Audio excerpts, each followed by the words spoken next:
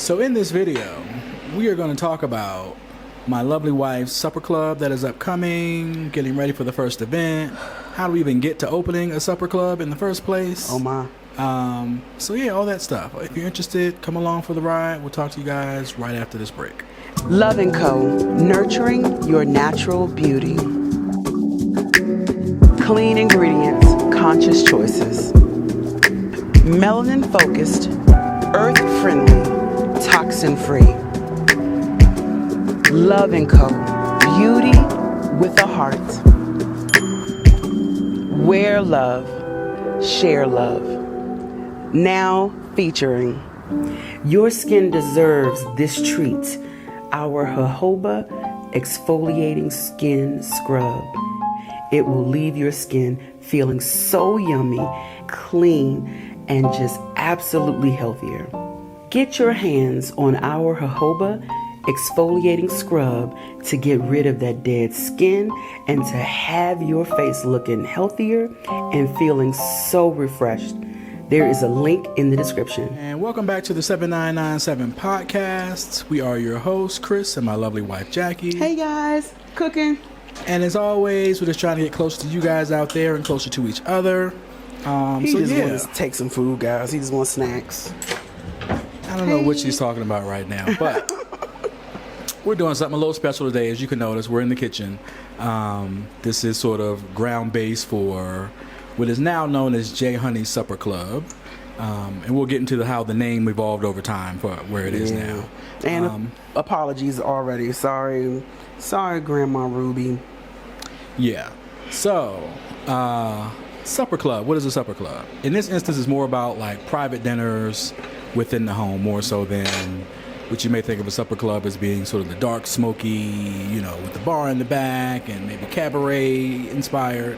It's not really that. It's more about, let's come back to the house, enjoy some great food, even have some guest chefs come in eventually. We're going to work on some paint and sip stuff. But again, the name is J Honey's.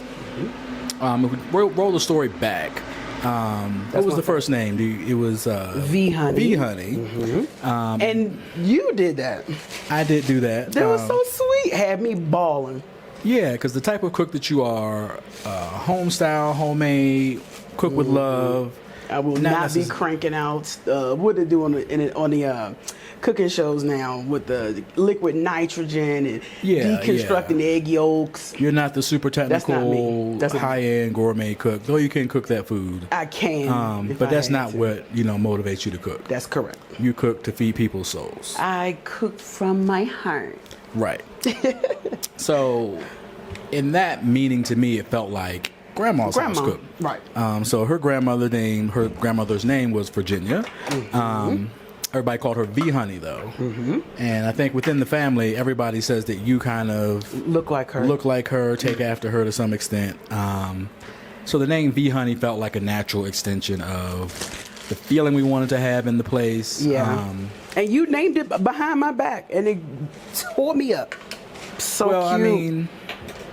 So I've worked in branding and marketing for, quite some years, professionally as well as, on the side doing it for individual clients. So like whenever I think about what do I want to name something, I want it to have a personal connection because it's going to be more meaningful to the owner at the end of the day. So this connection, having her grandmother be, the one honored in that, I think really propelled the name to a place that felt personal and, lovely to her. Mm-hmm. Which I think is probably the most important part. Like, great, everybody else is going to get it. You're going to tell your story. You're going to have to bring everybody else into why you named something the way that you did. Mm-hmm. But the name that you want to be connected to your brand has to be kind of meaningful to you, I think, to begin with. Yeah, it was so sweet. For a particular type of business where that matters. If you're just selling, did good, man. cinder blocks, maybe you don't care about that so much.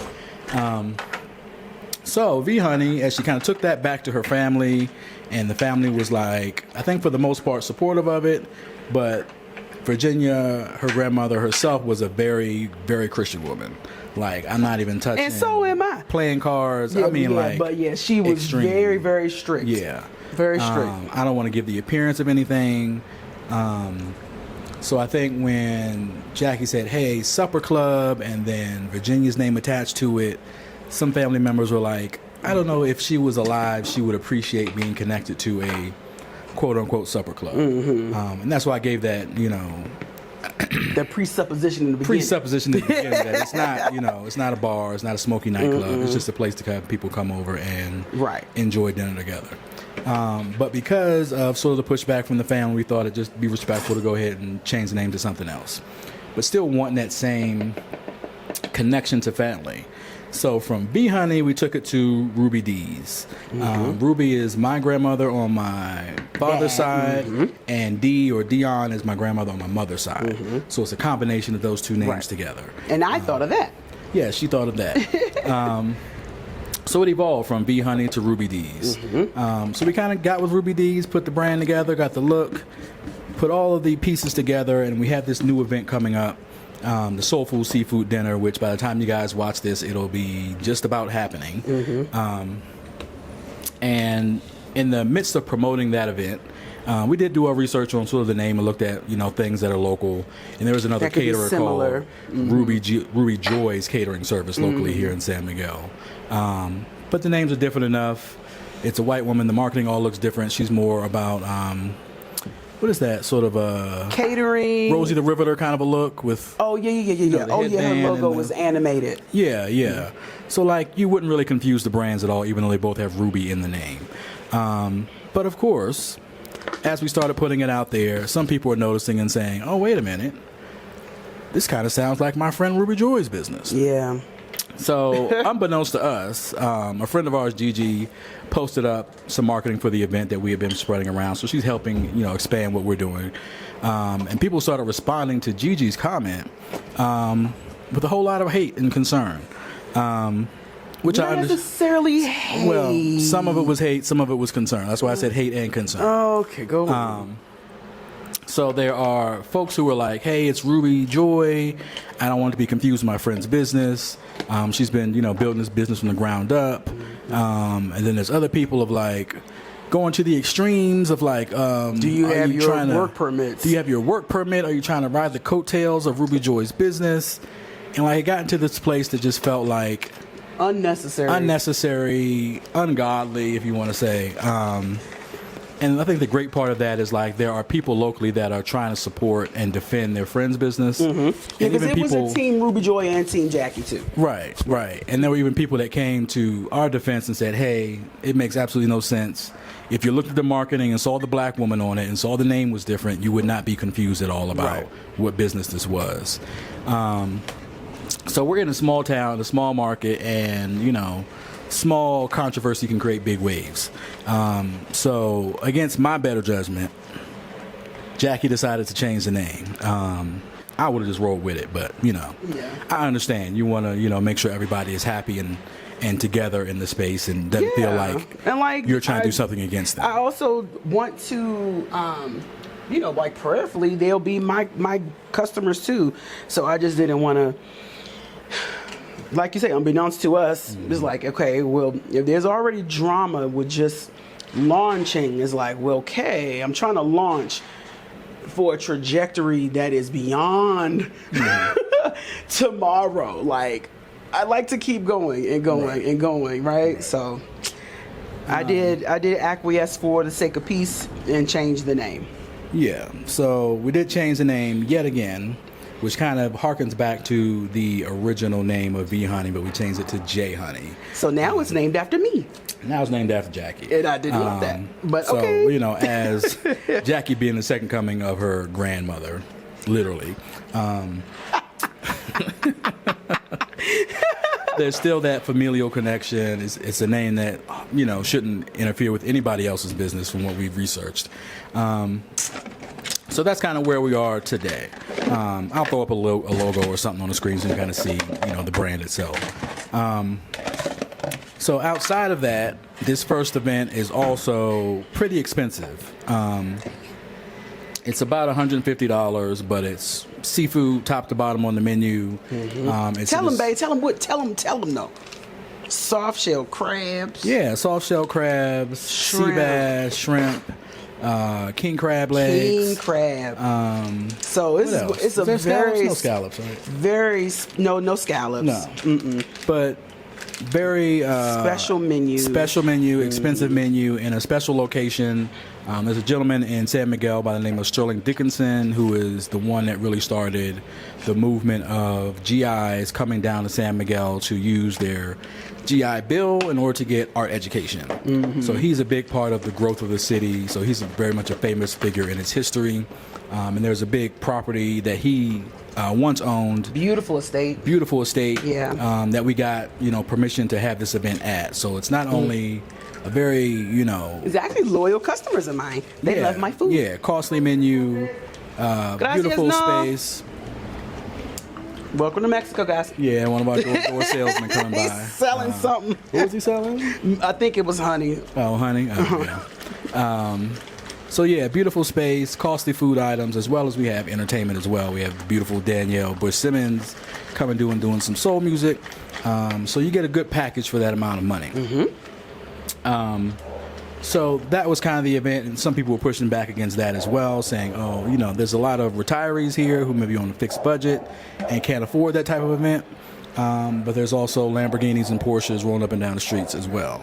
So, not every event is for everyone. Right. This was sort of an inaugural event, a lot more special. We'll have other events weekly that are, more... They're a little bit more down to earth or whatever. More down to earth, cost effective for normal, folks. And we're going to have more of these too, because I found crab meat, y'all. Crab cakes. And different... It's going to be all, it'll be a variety of things. It's going to be a variety, yeah. I can't be pigeonholed just because, certain group can't... because I'll tell you this. I have experienced, just cooking my gumbo.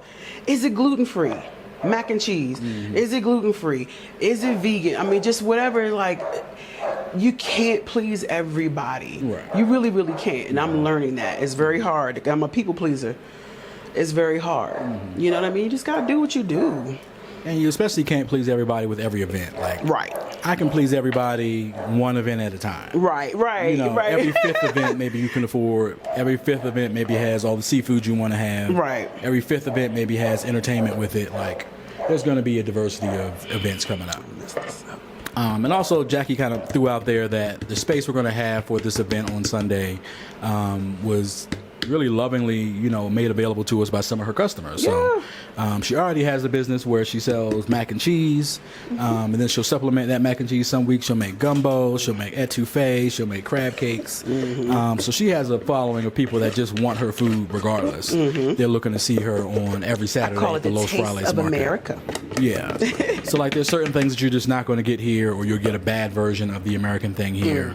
So having folks that are here that know how to cook it is always helpful to get a little bit of taste of home when you want that. So they were able to provide us with the space, super gorgeous space.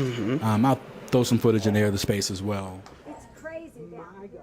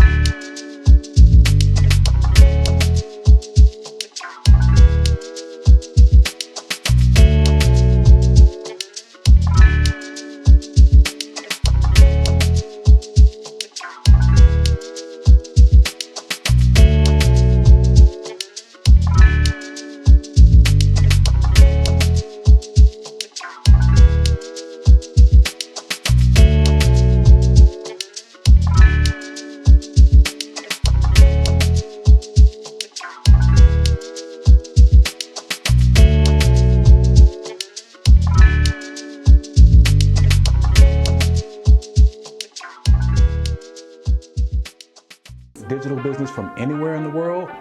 Pixpa makes it easy. Build a stunning website, sell your products, and connect with customers all in one place. No coding, no hassle, just possibilities.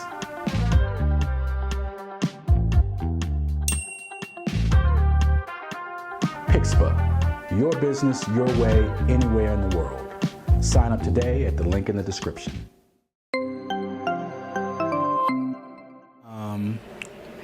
So give me a rundown of the food that's on the menu, and maybe even why you wanted to cook that particular food, if it pleases you. Because of, I think the location spoke to the menu, and I think all food can be special, especially how you present it, you know, how you cook it and things like that. But we're going to be in the garden. It's going to be all lovely because the weather here is amazing.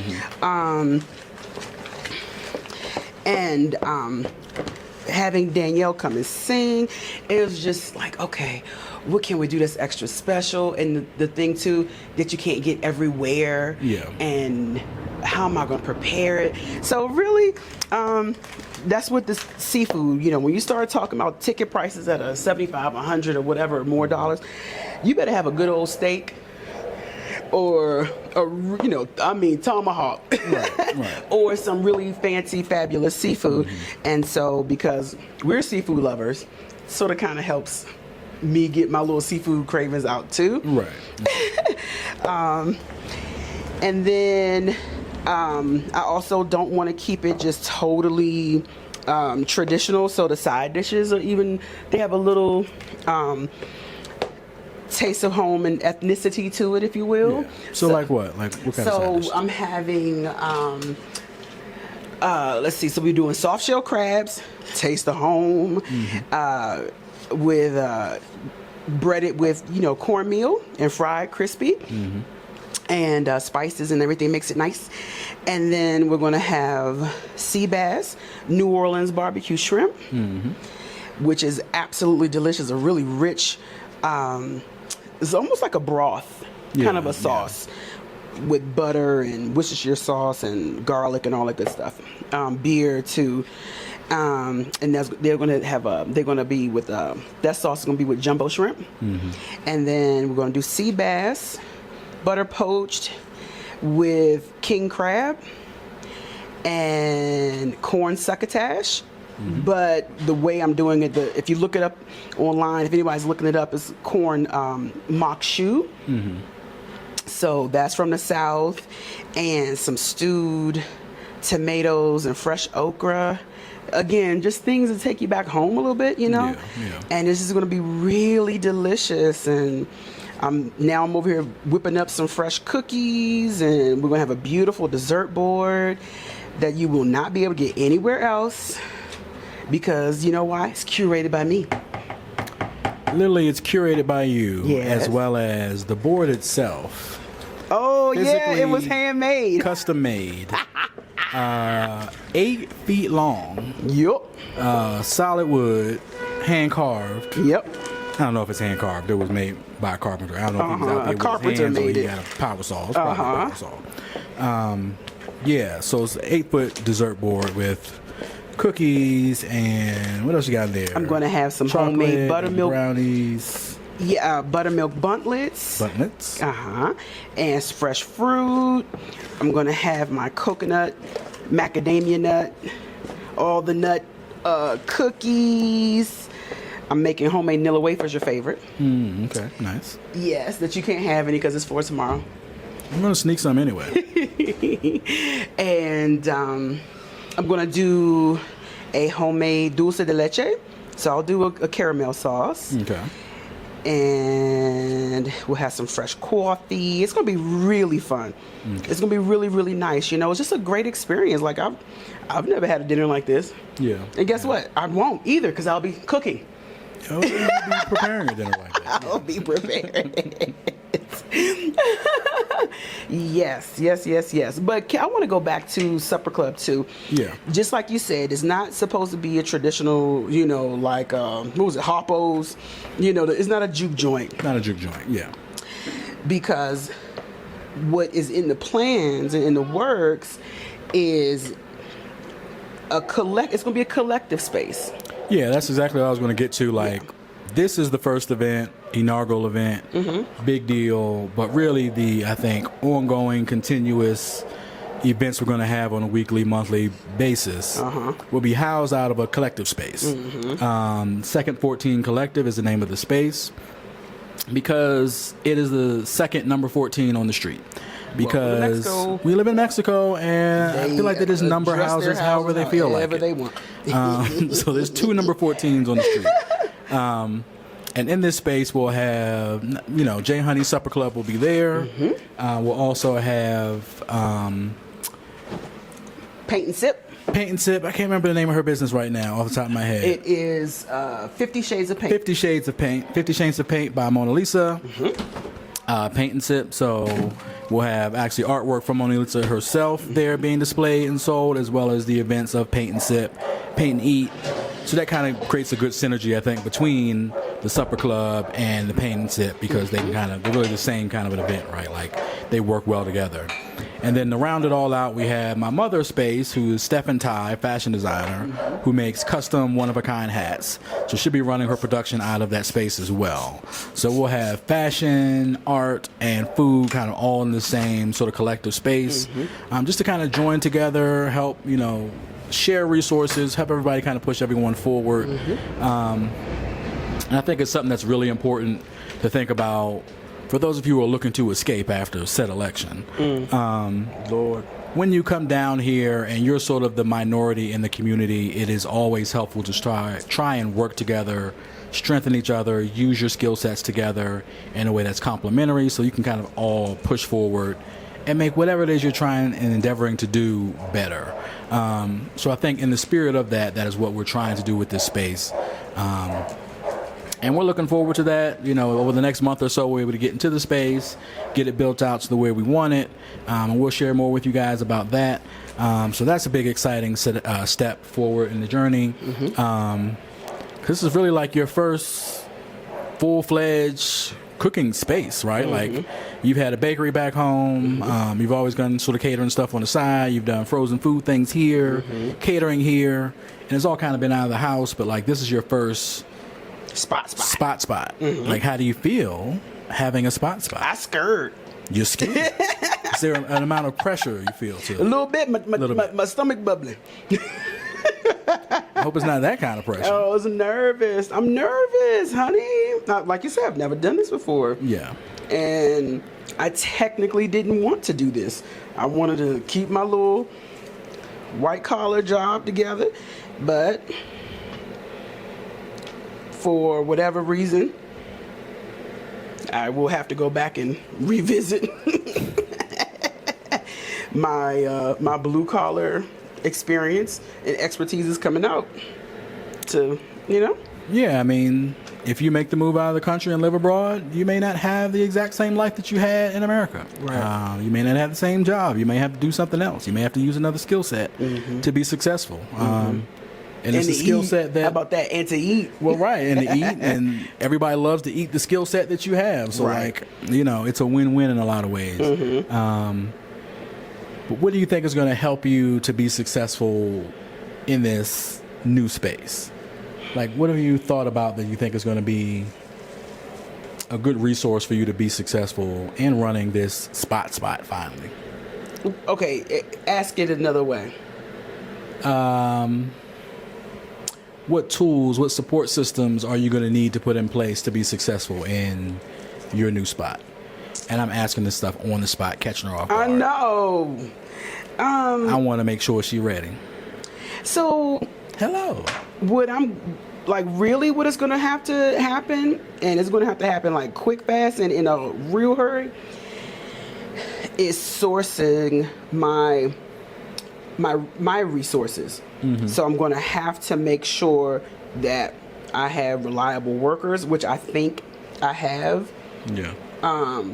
Because that's a new one too. Like you never really had anybody jump into the business even part time. Right. I've managed people, but I've never hired people like that. You know. And also making sure that my ingredients are sourced properly, because like that's probably the biggest challenge in this city in particular. That's going to be the biggest thing, because I'm going to want to put some really, good food out, but not just good food, but I want it to be eye-popping. So like when I ran that crab cake special, I broke the San Miguel internets. Broke it, y'all. It was broken. I had people coming. I've never seen them, and I told remember I told you they went to the ATM. You know the ATM money, how it's nice and crisp. What? It wasn't. No. These are people I've never seen before, never met, and they came out the woodworks. Like, are you the crab cake lady? I heard something about. I mean, they were. Did I get here early? I mean, they were lining up. Yeah. So when I know, okay, that's the soft spot. When you can get, like, people love the gumbo. I sell out every time. Yeah. And I make a big pot of it, and I, bowl it out, sell it or whatever. And so people just love those items. So I'm like, okay, I know that sweet spot. But I was able to get the crab meat for 2 weeks, and then for 2 weeks I wasn't. Yeah, that's the tough part about being in San Miguel versus like we were in Charlotte. If you needed something in Charlotte, you can go to Harris Teeter. You go to Harris Teeter, or you go to Restaurant Depot, big restaurant supply place. Yeah. You have that spot that kind of always has the things that you need for the most part.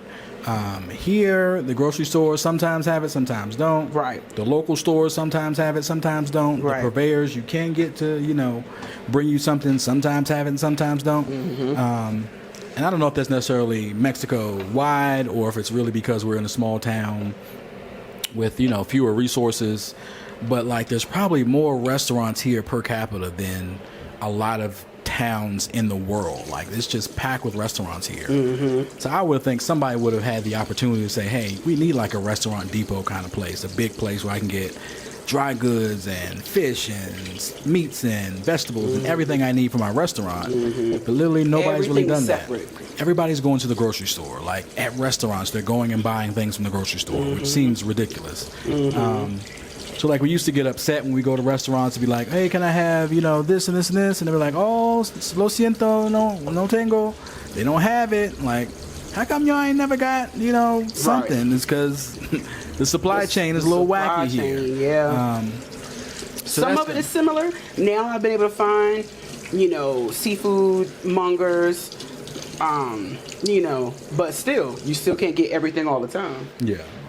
Yeah, so that's going to be a challenge for sure. Like, how do you keep up the consistency if you can't get everything you need consistently?